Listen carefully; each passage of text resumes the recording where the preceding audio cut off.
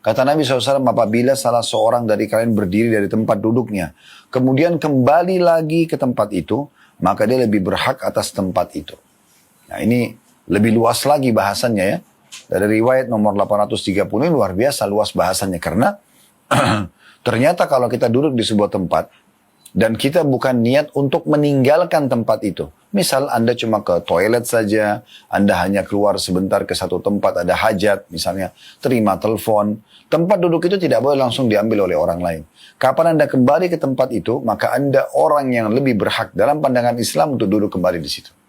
Ya, dan Anda bisa mengatakan pada orang yang duduk, maaf ini tempat duduk saya misalnya. Maka itu dibolehkan dalam Islam. Ya, walaupun itu tempat umum. Walaupun itu tempat umum. Kecuali memang Anda sudah niat pergi, ya. Anda sudah niat pulang, Anda sudah niat pergi, atau memang Anda sudah niat tidak ingin kembali sebenarnya ke situ.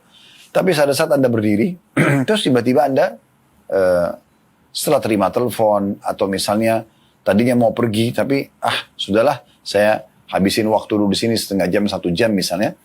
Kemudian Anda mau kembali ke kursi itu lagi, dan Anda sudah niat dari awal memang tidak mau memakainya lagi, sudah ada orang yang duduk, maka tentu saja Anda sudah tidak masuk dalam poin yang dibahas dalam hadis ini.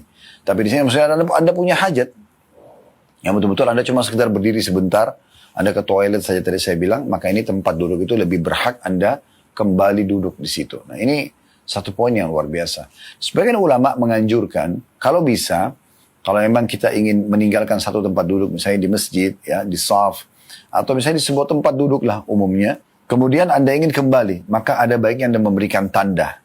Meninggalkan misalnya suatu benda, kresek belanjaan, atau tas misalnya. Kalau tas itu tidak disambil, supaya ada tanda di situ, agar orang tahu kalau Anda sedang keluar sebentar dan akan kembali. Kalau misalnya di mushola atau di masjid Anda letakkan sejadah kecil misalnya, ya, Anda berikan tanda sebagai tanda kalau Anda akan kembali ke tempat tersebut.